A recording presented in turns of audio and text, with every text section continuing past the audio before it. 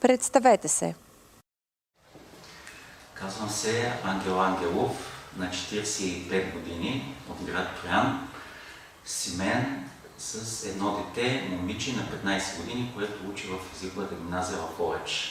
Завършил съм счетоводство и контрол и от 2011 година работя в общината като заместник-кмет.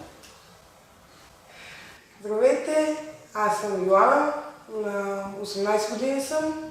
Уча в училище за планински водачи в Чернево съм и в момента съм кмет за един ден. Опишете се с 3 думи като ученик. Вироглав. Малко по-късно започнах да поумявам, докато бях ученик, и мисля, че те с 2 е достатъчно.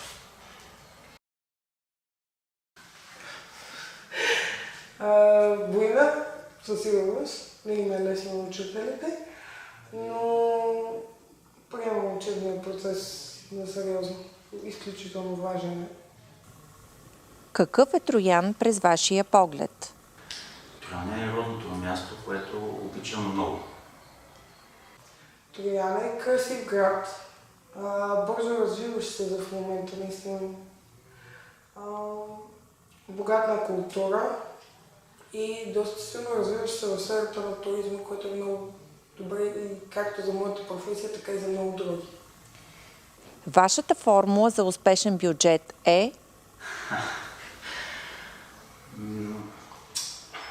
За добър бюджет трудно се говори, защото има колеги, които правят много разходи, но съвместно с колежката от бюджета, с другите заместни кметове, съставяме един много добър бюджет, който да удовлетвори гражданите.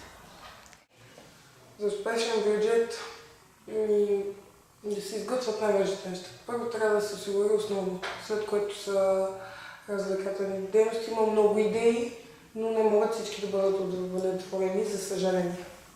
Ако трябва да препоръчате туристически обект в Троян, кой би бил той? Бих препоръчал да се види Троянския манастир, Природонаучния музей в село Черни 8, Чифлик, Шипково, Бекемето, разбира се. Много посещаваме хижа Плевен заради уникалната гледка, която се разкрива към Ботев. Наистина, страхотно място е. Място, на което мога да се починеш, да си чуеш мислите, да помислиш за нещата, които те вълнуват. Но това е туристически обект, който препоръчвам. Каква оценка ще напишете в бележника на град Троян? 6.